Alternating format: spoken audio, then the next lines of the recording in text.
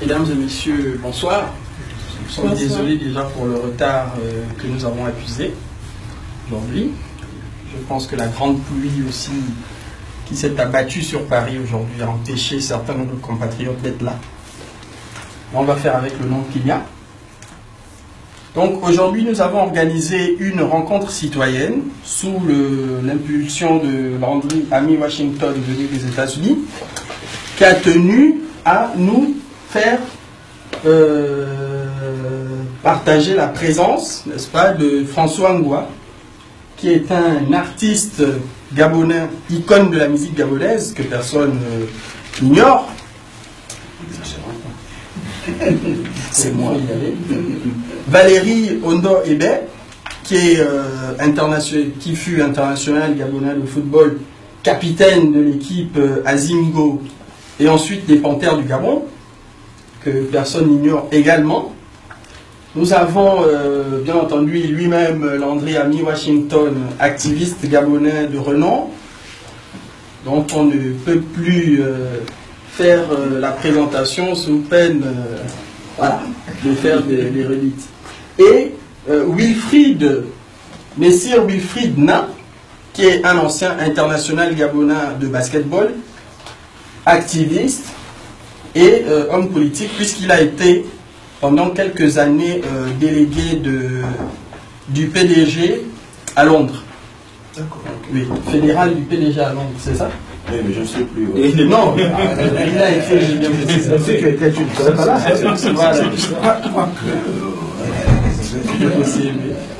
Donc, cette rencontre va commencer par des interventions, de courtes interventions du panel. Ensuite, il y aura une série de questions-réponses qui va se dérouler assez rapidement aussi, pour que nous puissions passer au partage du petit verre que nous avons prévu à la sortie. Donc, pour commencer, nous allons laisser Wilfried Na intervenir. Après lui, nous aurons l'intervention de François Ngwa. Après l'intervention de François Ngwa, celle de Valérie Ondo. Et après celle de Valérie Ondo, celle de Landry Amy Washington. Mais avant tout, je vais demander à l'assistance sous proposition de Landry Amy Washington, qu'il a voulu, d'observer 1 minute de silence en faveur des morts que le Gabon a connus pour le changement, en mémoire, pardon, des morts que le Gabon a enregistrés pour le changement. Notamment pour Renjambé, dont l'anniversaire de décès vient de se passer actuellement à Port-Gentil.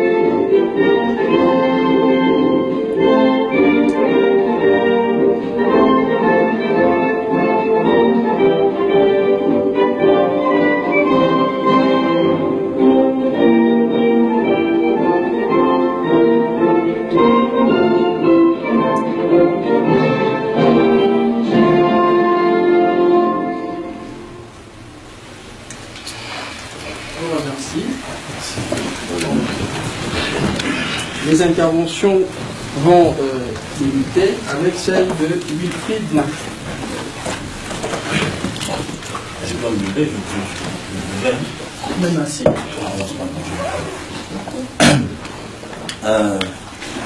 Bonsoir tout le monde. Je m'appelle Messire Wilfried Nandon. Je suis ancien international gabonais de basketball. Je suis activiste et comme il a dit, j'ai été dans le parti au pouvoir de 2005 à 2013. J'ai quitté le PDG en 2013. Et j'interviens ici en tant que Gabonais. Tout ça, c'est...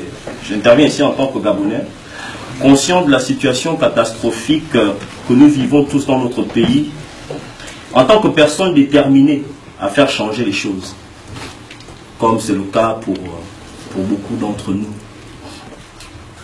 Bon. Avant de continuer, je souhaite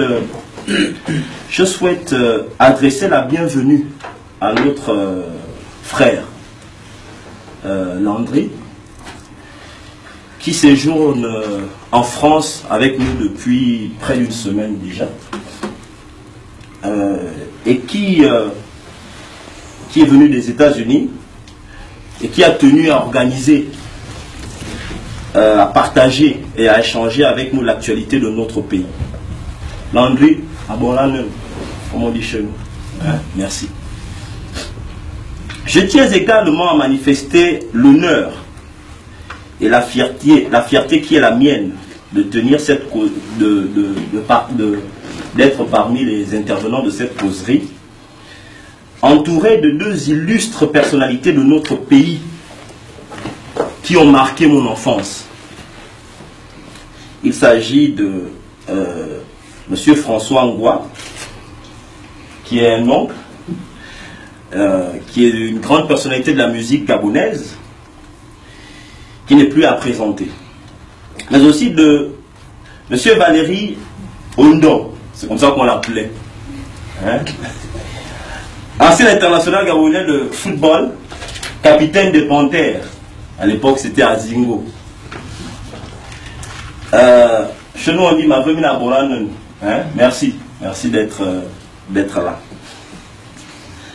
là. Chers compatriotes,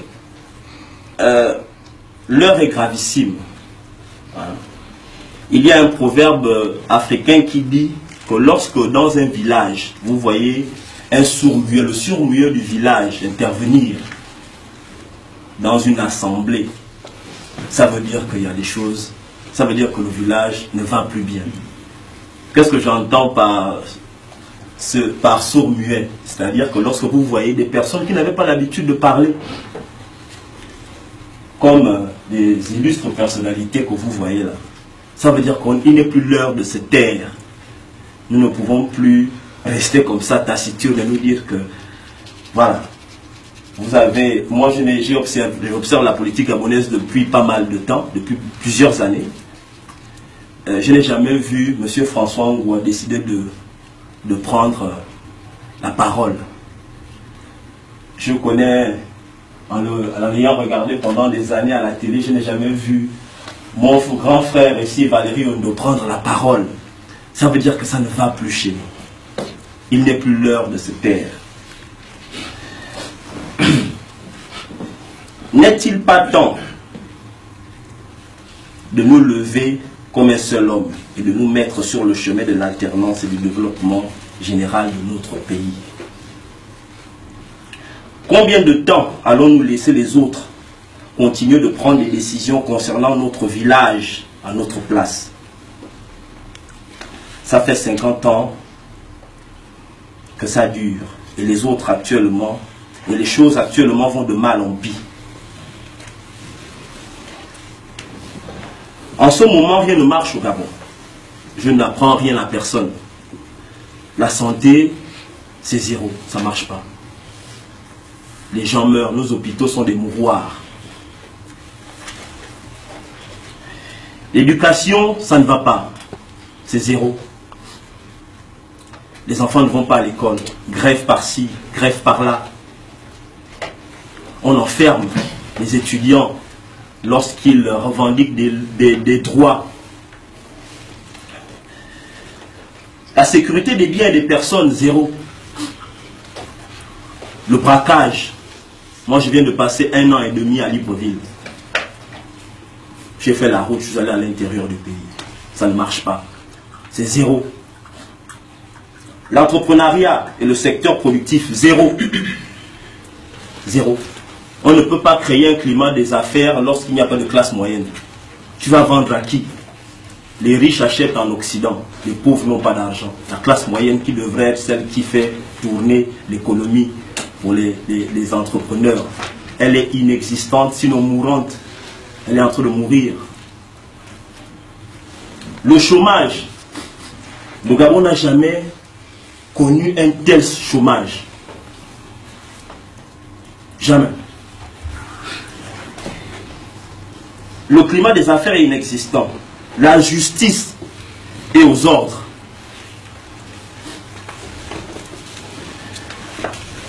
Je pense qu'il est temps pour nous de nous lever. C'est pour cela que notre frère ici, Landry, est venu se joindre à nous pour nous emmener à échanger. Nous ne pouvons pas avoir à la tête de notre pays un président qui n'a pas de papier. Ce n'est pas possible.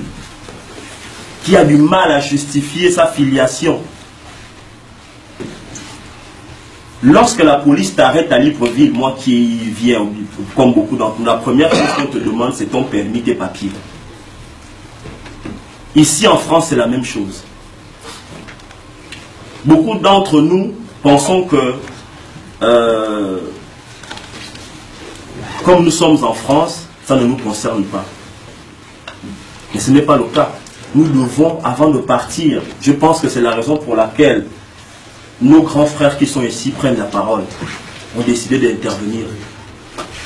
Parce que lorsque nous qui sommes ici, nous allons partir, quel Gabon allons-nous laisser à nos enfants?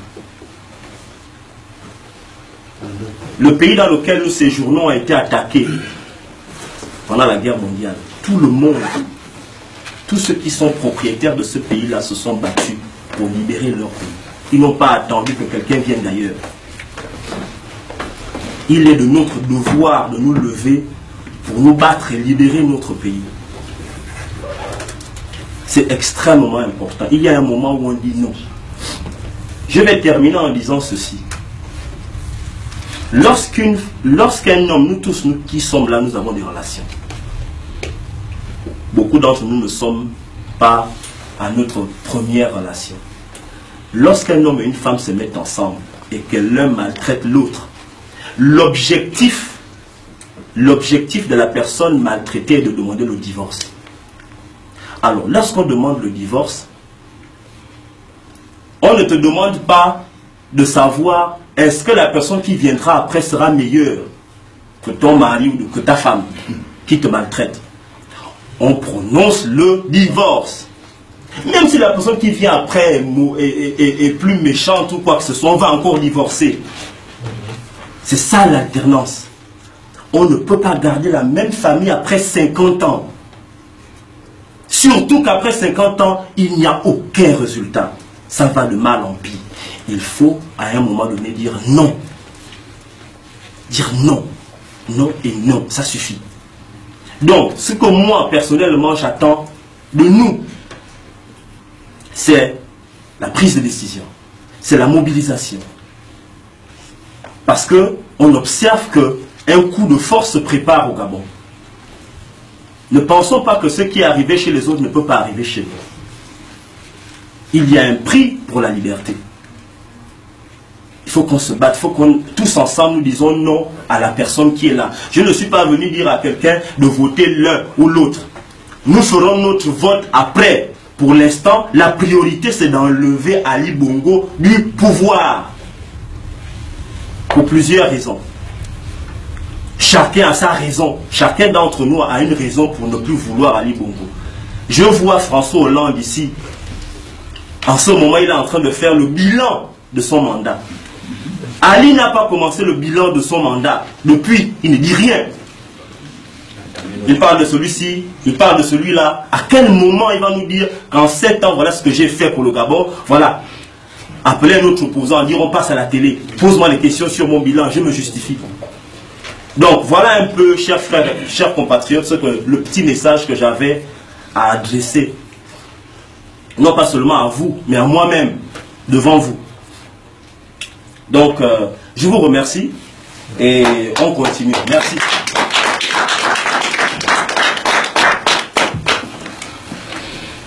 Merci Wilfried. Donc, moi c'est François Angois. Bon, pour ceux qui ne me connaissent pas, je suis auteur, compositeur, interprète. Donc voilà, depuis pas mal d'années, je fais donc ce beau métier qui est la musique. Je tiens tout d'abord à remercier l'initiative de notre cher frère Landry. C'est une initiative qui nous concerne tous.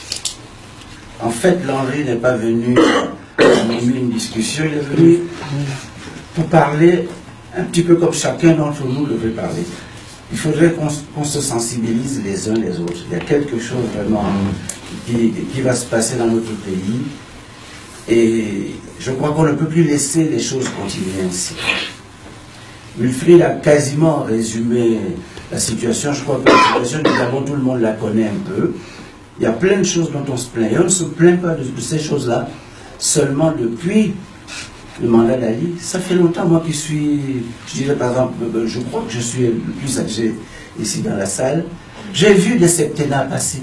Mais nous nous plaignons toujours et toujours des mêmes choses. Ça veut dire que rien ne se fait. En une cinquantaine d'années bientôt, on n'a rien fait. On en est toujours au même point, avec les mêmes problèmes d'électricité, les mêmes problèmes d'eau, les mêmes problèmes d'éducation, sans oublier tout le reste qui part dans tous les sens, quoi. Moi, vraiment, je crois, comme l'a dit Landry tout à l'heure, pour moi, c'est un impératif catégorique. Ne fût-ce qu'en termes d'estime de soi, je me dis, j'ai quelque chose à dire. Il faudrait vraiment... Non pas que la politique ne m'intéresse pas, je me suis toujours intéressé à la politique, toujours. Je suis obligé, même de par mon métier de musicien, il y a plein de choses de la vie, du quotidien de tout un chacun qui m'intéressent. Mais si je ne parle pas, c'est parce que je connais aussi un petit peu la politique. Elle a des hauts, des bas, des revers, des changements de position, de situation. Mais là, vraiment, on arrive à un moment où on ne peut plus ne rien dire. Il faut dire quelque chose. On arrive à un mur, on dit là, il faut qu'on passe, si on ne passe pas là, c'est terminé. Parce qu'on a encore la chance d'avoir des gens comme M. Ping, M. Yegendong et bien d'autres qui sont vraiment décidés de faire quelque chose pour qu'enfin il se passe quelque chose dans ce pays. Ce n'est pas normal que bientôt 50 ans, on a toujours les mêmes personnes qui dirigent et avec le même résultat. Et nous nous plaignons des mêmes choses là. Nous allons nous plaindre encore combien de temps? Moi j'ai vu X septennats passer, on se plaint des mêmes choses. Quand on arrive, on recommence, toujours avec la même chose, et on attend le prochain septennat. C'est pas possible. On va laisser quoi dans ce pays? Dans un si petit pays, si on n'arrive pas à gérer 500 000 personnes, à leur donner du boulot, au bout de 50 ans, ça veut dire qu'il y a un problème. À ce moment-là, il faudrait qu'on se décide pour passer à autre chose. Il faut qu'on essaye autre chose. Et pour essayer quelque chose d'autre, il faudrait que nous soyons tous unis pour dire, là, ce n'est plus bon. Si on est tous derrière une idée comme celle-là, il y a des chances que les choses changent. Voilà. Ce n'est pas les personnes qui sont devant M. Ping et les autres, c'est les gens qui nous représentent parce que tout le monde ne peut pas être là au même moment en même temps. Mais nous, derrière, c'est nous qui avons impulsé ce changement-là. On a trop attendu. Je vous ai dit, j'ai vu des septennats passer, on se plaint toujours des mêmes choses. Et rien ne change. Essayons un autre modèle. C'est possible. Les seules intelligences qu'on ait dans ce pays, ce n'est quand même pas que ces gens-là. Il y a d'autres intelligences. Essayons-les. Apparemment, ils n'ont pas l'air très intelligents non plus. Ben voilà. Alors donc, justement, mobilisons-nous pour passer à autre chose. On peut. Et je vous jure, je crois même que ces gens-là ont peur qu'il se passe un changement. Pourquoi? Parce qu'ils savent que la personne qui viendra, en un seul septennat, elle fera mieux qu'en 50 ans. Si, si.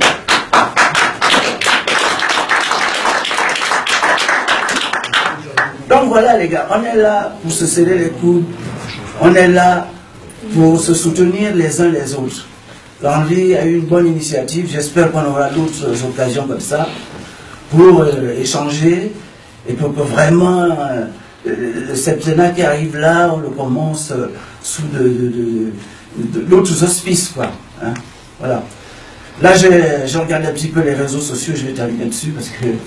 Donc, j'ai regardé un petit peu les réseaux sociaux. Il paraît que les instances dirigeantes ont reçu les artistes. Vous vous rendez compte, en 7 ans, il n'y a pas eu une seule manifestation artistique au Gabon.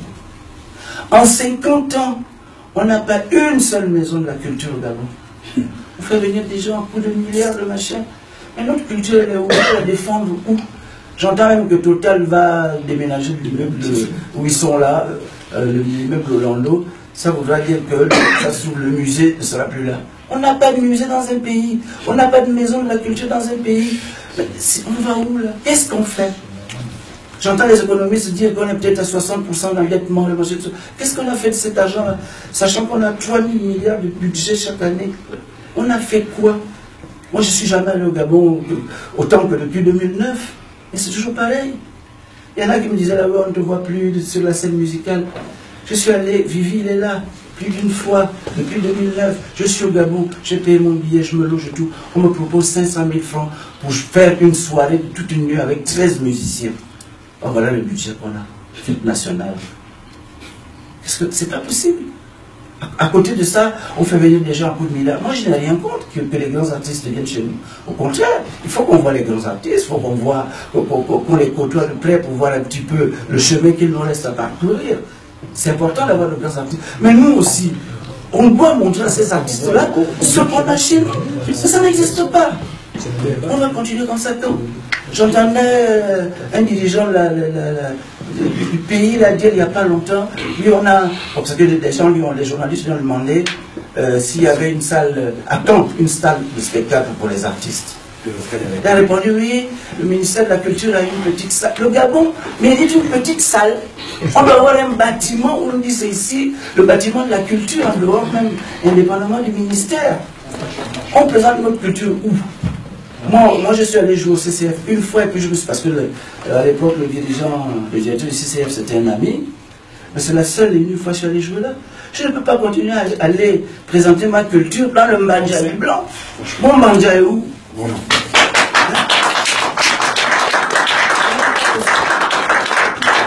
En plus, quand on va là-bas, on ne peut même pas allumer les torches indigènes, nous interdisent des trucs de sécurité. Mais construisons pour nous. On ne peut pas avoir un endroit où on va dire c'est là que des artistes vont s'exprimer. En 50 ans, on n'arrive pas à faire ça. Moi, j'ai dit, il y a un problème, les gars. Si on loupe l'occasion, là, cette fois-ci, là, ça va être très compliqué après.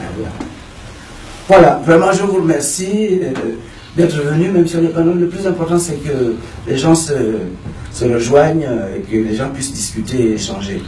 Il y a des gens qui me contactent, et je vais terminer vraiment là-dessus, il y a des gens qui me contactent sur YouTube, parce qu'il y a le bilan. Il montre un bilan sur les réseaux sociaux et il y a ma musique qui passe en dessous et je suis même cité au générique. Je n'ai rien contre, papa. Mais je pense que l'élégance eût exigé qu'on demandât au moins ma permission. Personne ne m'en a parlé. Ça part. Donc si vous voyez ce document avec ma musique, je n'ai jamais été contacté. Personne ne m'a demandé quoi que ce soit. Voilà, merci encore et j'espère qu'on aura le temps. C'est un délit. Oui, bien sûr. Non, mais ils s'en foutent. Hein. Ben, c'est un délit, franchement. Dans les 20 pays. Ben, voilà. C'est difficile de prendre la parole après un aussi brillant,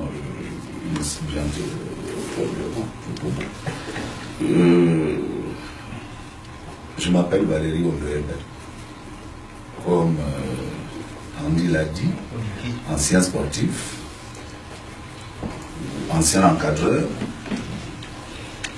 Pour aller très vite, je pense avoir gravi de manière progressive au niveau du sport les étages pour arriver à certaines responsabilités, parce qu'il y a encore quelques mois, j'étais conseiller du ministre de la Jeunesse et des Sports, du sport professionnel, et cela m'autorise également en tant que Gabonais, d'abord, de me préoccuper de ce qui se passe dans notre pays, qui est alarmant, au vu, je dirais dans un premier temps, du constat. Le constat des 7 ans de pouvoir. Si on va jusqu'à 50, ça va faire un peu trop long. Les 7 ans, je pense qu'on a fait confiance à un individu sur la base d'un projet qu'il a vendu aux gens, et que ce projet, finalement, dans plusieurs secteurs, n'a rien produit en 7 ans. La démocratie que nous voulons instaurer nous oblige, selon les cas, à sanctionner, selon d'autres cas, à encourager. Mais sur le cas présent,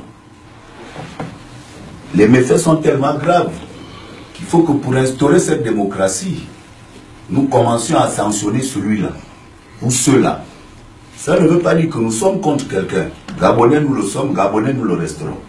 Du moins pour ceux qui le sont, ceux qui le croient, véritablement. Donc à partir de ce moment, c'est un message également que nous lançons aux autres dirigeants qui vont arriver, en leur disant, on a fait le tcha-tcha-tcha, c'est bon, un pas devant, 3 pas derrière. À partir de maintenant, ce que vous dites, ce que vous nous proposez, si nous adhérons, vous devez le faire. Si vous ne le faites pas, vous passez à la casserole, comme tout le monde. Après qu'on soit pôle, Jean, on soit vert, jaune, c'est pas ça le problème. Cela nous permettra également d'offrir un avenir radieux à nos enfants, à nos petits-enfants, à notre pays. François a pris des exemples sur la musique. Je vais en prendre 2. Le sport aujourd'hui est devenu une industrie. Cela voudrait dire qu'il y a autour de la pratique sportive des métiers du sport. Je pense que c'est également un secteur qui est pourvoyeur d'emplois. On ne peut pas aujourd'hui continuer à avoir une université où on n'a pas un département de sport. J'ai vu le PSG, je n'ai jamais... C'est 3 lignes hein, sur le sport. Ceux qui l'ont lu, c'est 3 lignes. Ça, c'est un exemple. Pour résorber le chômage. Pour faire en sorte qu'également, nous arrivions à la pratique, à la gestion, au fonctionnement du sport, qui, comme je le dis, est un secteur qui est pourvoyeur d'emploi. Premier exemple. Deuxième exemple, on a mis un championnat professionnel en place. Est-ce qu'il est professionnel ou est-ce qu'il a été professionnel parce qu'on payait les gens seulement et qu'on n'a même pas bien payé? Mais il n'a jamais été professionnel parce que on n'a pas mis la réflexion qu'il fallait pour être efficace. La réflexion aurait été de d'abord faire une analyse de l'existant et après de se projeter progressivement vers ou sur le professionnalisme. Donc ce qui devait arriver est arrivé. Cela voudrait dire, comme je l'ai dit tout à l'heure, qu'il y a un énorme problème de gestion. Parce que gérer, c'est anticiper, c'est analyser, c'est prendre des avis, ce qui aujourd'hui n'est pas le cas. Et dans la continuité de mon propos, j'espère que dans les échanges que nous allons avoir, on va pouvoir en débattre. C'est également de dire à la classe politique que la politique, ce n'est pas seulement l'invective. On a un devoir d'exemplarité vis-à-vis des jeunes, vis-à-vis des autres nations, vis-à-vis du monde entier. Ce n'est pas parce que nous allons à une élection que nous allons nous comporter comme des chiffonniers, ce qui est le cas aujourd'hui au Gabon. Ça veut dire que ces hommes politiques, qu'ils soient de n'importe quel bord, n'ont même pas le respect de la responsabilité qui les incombe dans le contenu et la contenance de leurs propos. Nous voulons une nouvelle démocratie, nous voulons une nouvelle république. Nous devons également mettre les ingrédients qu'il faut pour ça. S'agissant des hommes politiques. Après maintenant, les enjeux. Si ici, nous devons les développer, on passera toute la journée. Et les enjeux sont clairs. Les enjeux sont clairs. Lorsque nous entendons les gens parler, de mon point de vue, on ne prend pas en compte les problèmes existentiels des Gabonais. On dit tout, sauf la vérité, sauf la réalité. Mais pour pouvoir résoudre un problème, il faut déjà il faut se poser les bonnes questions. Dans le logement, dans l'éducation, dans les routes, dans le chômage. Comment peut-on concevoir ici, en France, c'est plus de 60 millions d'habitants, mais c'est ici que les jeunes étudiants gabonais trouvent le travail. Les étudiants que le Gabon a envoyés se former, dont on souhaiterait que l'expertise en retour profite au Gabon, qui a moins de 2 millions d'habitants. Mais c'est dans les 68 millions d'habitants qu'ils trouvent le travail. Alors qu'il y a une convention. Lorsqu'un étudiant vient ici, pour qu'au moment où il va retourner quand même, il ait l'accès à l'emploi. Mais ça, on n'en parle pas. Et ce qui est encore même un moment désolant, c'est que même les étudiants même n'en parlent pas. Ou n'en parlent pas suffisamment. Mais c'est un problème. Si nous voulons que notre pays avance, il faut que le renouvellement des effectifs se fasse. Je disais à François, lorsque nous étions en off là-bas, je lui dis, moi j'ai grandi, j'ai fait toute mon éducation sportive à USM, Union Sportive Bilatane, qui est devenue OM aujourd'hui. Donc, normalement, à l'école également, c'était IPS, qui est devenu LDD. Mais à cette époque, je vais avoir 49 ans le 14 août. À cette époque, le président, c'était M. Asseli. J'ai fait minime, cadet, junior, première division, international, professionnel. Je suis à la retraite. Et pour autre chose encore, je suis actif. Il est toujours président. J'ai 49 ans dans 1 mois ou 2 mois. Il est toujours président. Je n'ai rien contre lui. Mais évidemment, comme François l'a dit, dans la durée de sa présidence, qui a-t-il eu? Il faut un bilan. Qui a-t-il eu? Donc à partir de ce moment, nous disons, mon ami, papy, merci de ta contribution, pousse-toi, on va essayer autre chose. Pousse-toi, on va essayer autre chose. Et encore dans le domaine du sport, tous les meilleurs résultats du Gabon, on les a eu il y a 20 ans, 30 ans. Maintenant, on nous amène des Brésiliens, moi je veux bien que les Brésiliens viennent, comme François l'a dit. Mais où est le partenariat fiable qu'on a signé avec les Brésiliens qui sont venus prendre 3-4 milliards à jouer à Libreville avec des Portugais? Mais qu'il y ait quand même derrière quelque chose dont les jeunes Gabonais vont bénéficier. Il n'y a rien du tout. Donc cela veut dire qu'il y a des gens qui pensent à leur panse. On ne va pas les tuer pour ça. La panse, elle est bien grosse, elle est bien remplie. On leur dit, bon écoutez les gars, merci. Comme la même chose avec M. Asseli, vous mettez de côté et puis on va essayer autre chose. Si celui-là également nous déçoit, ça peut être moi, ça peut être François, ça peut être quelqu'un d'ici, on passera à autre chose. Au moins, dans l'état d'esprit des gens, l'alternance, qui est une sanction lorsque vous n'avez pas accompli ce que vous avez dit, parce que c'est de ça dont il s'agit. C'est le président de la République, le chef de l'exécutif actuel, qui est venu sur un programme. 35 000 logements. Il y en a 600 ou 700. 800 avec bon. Donc, ce sont sur ces faits-là que lui-même, il est venu. Il a promis, vous abonnez. Je ne serai heureux que quand vous serez heureux. Ce n'est pas quelqu'un d'entre nous ici qui a dit ça. C'est lui-même. Donc, nous, ce que nous faisons, en homme raisonnable, c'est que nous lui renvoyons la balle. Merci pour les 7 ans. Peut-être la prochaine fois, va réfléchir. Si la prochaine fois, il y a pour toi. Mais sur ce coup-là, on ne veut plus. Et pour faire cela, il faudrait que nous aussi, nous disions les choses correctement. C'est de ne pas faire le clientélisme. Parce que ce qui m'arrive aujourd'hui, ou ce qui arrive à l'un d'entre nous aujourd'hui, va arriver à quelqu'un d'autre. C'est clair. Mais le constat fait, c'est que ces gens-là ne changeront pas. Ou plus. Il est difficile de changer à 60 ans. C'est clair. Donc, les échanges que nous allons avoir doivent nous amener à plus de responsabilité. Responsabilité, nous l'avons déjà.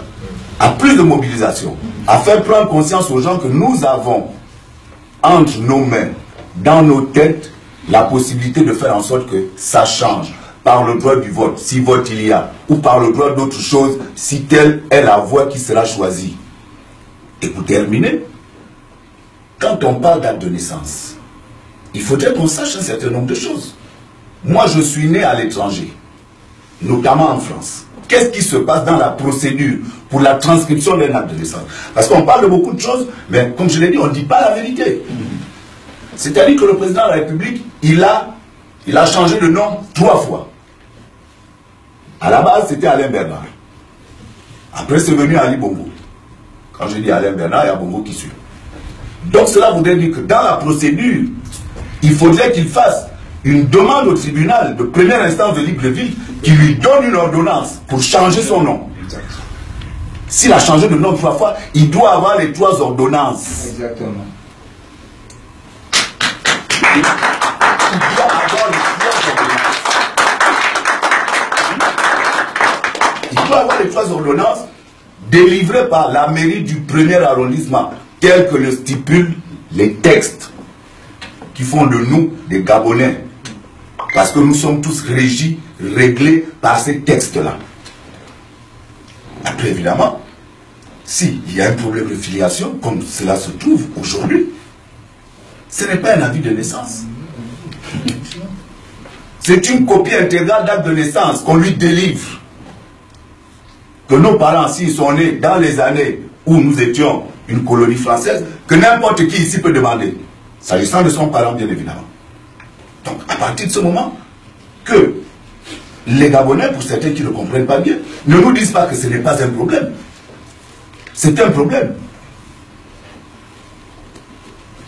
Il a dit tout à l'heure que je m'appelle Valérie Ondo, ou qu'on m'appelait Valérie Ondo, mais ce n'est pas mon nom. Mon nom c'est Valérie Olivier Ondebert. Ça c'est mon nom. Si vous m'appelez comme ça, Ondo Valérie, ça c'est le nom du football. Mais je ne suis pas né dans le football. Mon acte de naissance, mes papiers administratifs sont clairs là-dessus. Et donc, toutes ces procédures, toutes ces choses dans la nouvelle démocratie que nous voulons mettre en place sont importantes. Le respect des textes que nous-mêmes nous écrivons, que nous acceptons, tout c'est ce qui fait de nous que nous sommes dans le même pays. Si nous ne commençons pas à les respecter, qui va les respecter?